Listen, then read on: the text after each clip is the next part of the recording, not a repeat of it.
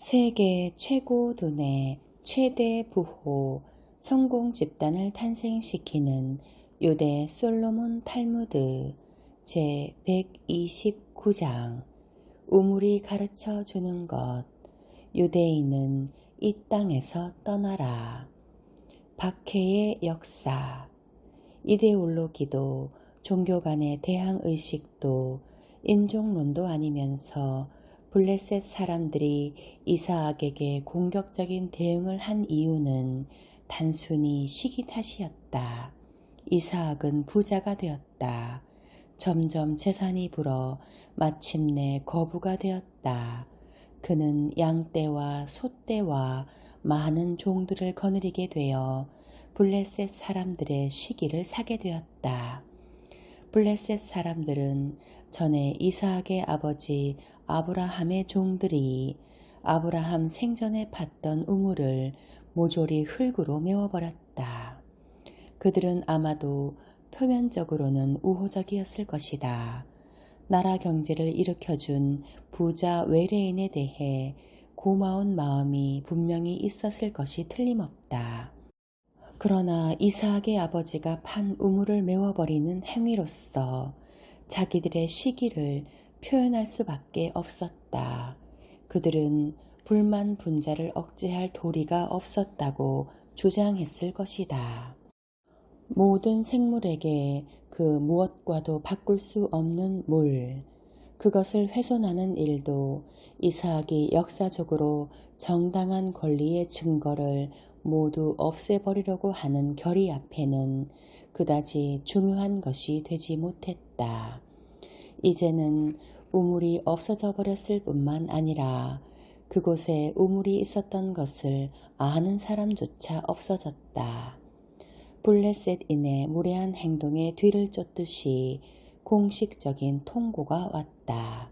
바로 옛 친구 아비멜렉으로부터였다. 그는 얼마 전 이삭의 기술이나 재산이 필요했기 때문에 이 사람이나 그의 아내를 건드리는 자는 누구든지 사형을 받을 것이라는 경고를 한 사람이었다. 그러나 지금은 전혀 다른 역할을 하고 있었다. 아비멜렉의 명예를 위해 이른바 외교관이 두 가지 혀로 악의의 계획을 감추는 위선을 행하지 않았다는 걸 말해두어야 했다. 아비멜렉은 이삭에게 말했다. 너는 우리보다도 훨씬 강해졌으니 여기에서 물러가라.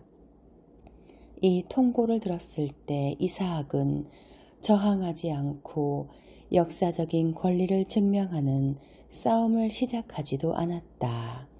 이삭도 이런 일방적 통고를 기쁘게 생각하진 않았다.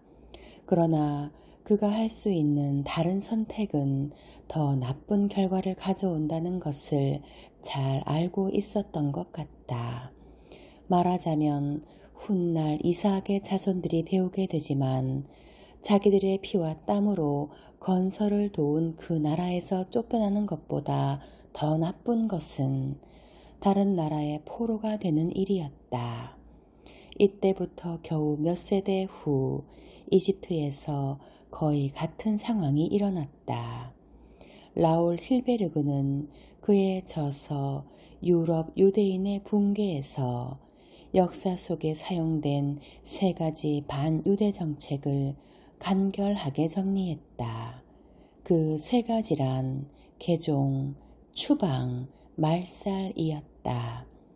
그리스도교 선교사들은 너희들은 우리 가운데서 유대교도로서 살 권리가 없다 라고 말하면서 돌아다녔다. 그 해결은 바로 개종이었다. 이 세상의 권력자들은 너희는 우리 가운데서 살 권리가 없다 라고 선언했다. 그 해결은 바로 추방이다. 마지막으로 나치는 너희들은 살 권리가 없다 라고 말했다. 그 해결은 바로 말살이다. 이와 같은 세 가지 역사적 단계의 조짐이 오래전 족장들의 이야기에 이미 나타나 있다. 아브라함은 종교적인 압박이나 무자비함에 복종했고 이사학은 경제적, 사회적 이유에서 추방되었다. 야곱은 에사오와 이집트 왕 파라오를 두려워한 나머지 그들의 뜻을 따를 수밖에 없는 상황에 직면했다. 걱정하지 말고 살아라. 과장술에 뛰어난 중매쟁이. 한 번은 어떤 중매쟁이가 나이가 들어 지금까지 해오던 만큼 일을 할 수 없다고 생각했다. 그러므로 그는 아무것도 모르는 젊은 조수를 고용해 처음부터 가르쳐 주어야 했다. 중매쟁이는 말했다. 이복의 젊은이, 중매에서 가장 중요한 것은 과장이란 사실을 알게. 자네는 과장을 아주 많이 해야 하네. 조수는 밝은 표정으로 대답했다. 잘 알겠습니다. 어느 날 중매쟁이가 조수를 데리고 중매일로 외동 아들이 있는 부자를 방문하게 되었다. 내가 한 말을 명심하게. 중매쟁이는 조수에게 주의를 주었다. 무엇보다도 열심히 불려서 이야기하게. 부잣집에 도착했을 때 중매쟁이는 말을 시작했다. 아드님에게 아주 알맞는 처녀를 알고 있습니다. 그녀는 명문가 출신입니다. 그의 조수는 황홀한 표정으로 소리쳤다. 명문가지요. 그 집안은 유명한 랍비 엘리야의 후손입니다. 그 집안은 또한 굉장한 부자입니다. 중매쟁이는 말을 이었다. 조수는 말을 가로막으며 부자란 무슨 뜻인가 하면 그 집안은 백만장자라는 말입니다. 라고 덧붙였다. 처녀로 말씀드리자면 그녀는 인형처럼 예쁩니다. 라고 중매쟁이는 거침없이 늘어놓았다. 인형이라니요. 인형보다도 훨씬 더 예쁩니다. 굉장한 미인입니다. 조수는 경멸조로 씩씩거리며 말했다. 이 말에 중매쟁이는 조수를 미심쩍은 눈길로 바라보았다. 그리고 더듬거리며 말했다. 사실을 말씀드리자면 그녀는 아주 사소한 결점 하나를 가지고 있습니다. 등에 조그마한 사마귀 하나가 있죠. 이 말을 들은 조수는 열을 내며 말했다. 조그마한 사마귀라니요. 큼지막한 혹을 가지고 있습니다. 진리는 드러난다. 한 중매쟁이가 젊은이를 데리고 신부감을 찾아갔다. 그들이 집을 나설 때 중매쟁이는 의기양양하게 말했다. 내가 그 집이 아주 훌륭한 가문이며 굉장한 부잣집이라고 말하지 않았나. 자네는 식탁 위에 있는 은그릇의 품질을 보았겠지. 순은재라고. 젊은이는 마지못해 동의하며 말했다. 그래요. 그러나 나에게 좋은 인상을 심어주기 위해 은그릇을 빌려왔을 가능성이 있다고는 생각하지 않으십니까? 중매쟁이는 화를 벌컥 내며 소리쳤다. 말도 안 될 소리 말게. 누가 그런 도둑놈에게 은그릇을 빌려주겠나. 어떻게 살았다고 할 수 있나. 신랑감이 중매를 서준 사람을 힐난하며 말했다. 그런 식으로 나를 속일 생각이십니까? 자네를 속이다니 무슨 말인가? 중매쟁이는 화를 내며 대답했다. 사실이 아닌 것을 자네에게 말한 것이 무엇이 있는가? 그녀가 미인이 아니던가, 아니면 그녀가 바느질을 못하던가, 그것도 아니면 그녀가 카나리아처럼 노래를 못 부르던가. 신랑도 마지못해 그건 그래요 라고 인정하고는 말을 이었다. 그런 점은 좋다 이겁니다. 그러나 그녀의 가문은 정말이지 보잘것이 없습니다. 그 점을 나에게 거짓말했습니다. 그녀의 아버지가 죽었다고 말했지요. 그러나 그녀는 자기 아버지는 10년째 옥살이 하고 있다고 말했습니다. 중매쟁이는 이렇게 되물었다. 내가 한번 물어보지.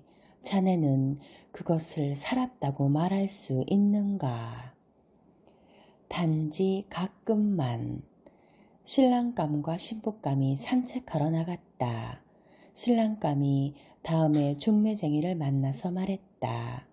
하지만 그녀는 다리를 절잖아요. 그러자 중매쟁이는 대답했다. 그저 걸을 때만 그렇다네. 읽는 태도가 문제였다. 어떤 부자가 다른 도시에서 공부하고 있던 아들로부터 편지를 받았다. 그는 비서에게 그것을 읽어주도록 시켰다. 기분이 내키지 않았던 비서는 불쾌하고 성마른 목소리로 읽었다. 아버지, 저에게 빨리 돈을 보내주세요.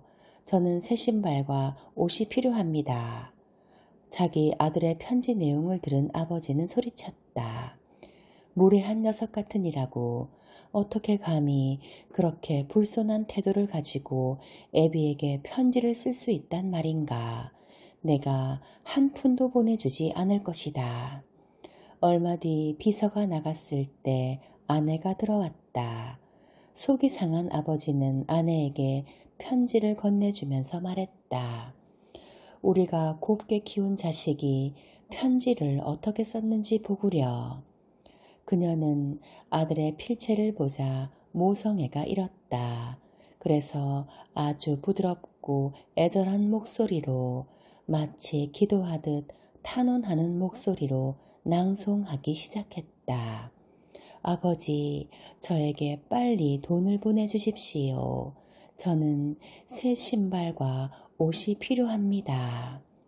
이번에 들은 아버지는 이렇게 소리쳤다.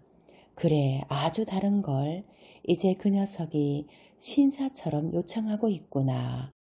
어서 빨리 돈을 붙여주어야지. 시어머니의 상대성. 안녕하세요, 레빈 부인. 어떻게 지내세요? 아주 잘 지내고 있어요. 딸 셜리는 어떻습니까? 하느님이 축복해 주셔서 건강하답니다. 그 아이가 얼마나 훌륭한 남편을 두었는지. 내 사위는 딸에게 하루 종일 차가운 물에 손도 담그지 않도록 한다오. 그 애는 12시까지 침대에 누웠다가 하녀가 갖다 주는 아침을 침상에서 먹지요. 그리고는 3시에 sak스피프스 에버뉴 백화점에 물건을 사러 가고 5시에는 리츠에서 칵테일 파티에 참석하지요. 딸아이는 마치 영화배우처럼 옷을 입는답니다. 그런 행운에 대해서 무슨 말을 하겠어요. 그럼 아들은 어떻습니까? 아들도 결혼했다고 들었습니다. 맞아요. 결혼했어요. 그러나 불쌍하게도 운이 없답니다. 허영기 있는 여자와 결혼했지요. 제 며느리가 하루 종일 무엇을 하는지 아십니까? 하는 일이 없어요. 아무 쓸모없는 여자지요. 정오가 될 때까지 잠을 자고 자기 침상에 날라오는 아침을 먹죠. 그 아이가 집에 관심이 있는 줄 아십니까? 절대로 아닙니다. 오후에 물건만 사러 다니고 남편이 힘들게 벌어온 돈을 마치 영화배우처럼 옷을 차려입는 데다 낭비한답니다. 게다가 그 아이가 하루를 어떻게 마감하는지 아십니까? 칵테일을 퍼마신답니다. 그런 여편네를 어떻게 아내라고 부를 수 있습니까?